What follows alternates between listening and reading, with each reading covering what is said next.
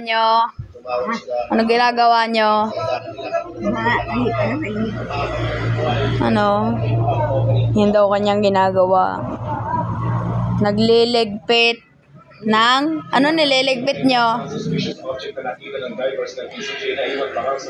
Sino kayong tiniting? Anong tinitingnan nyo? Sino tinitingnan nyo diyan?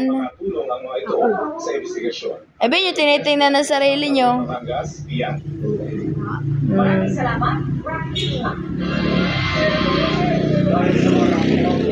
Ay, sumakit ang ulo nyo. Naku, sumakit daw ulo niya. Bakit naman sumakit ang ulo nyo?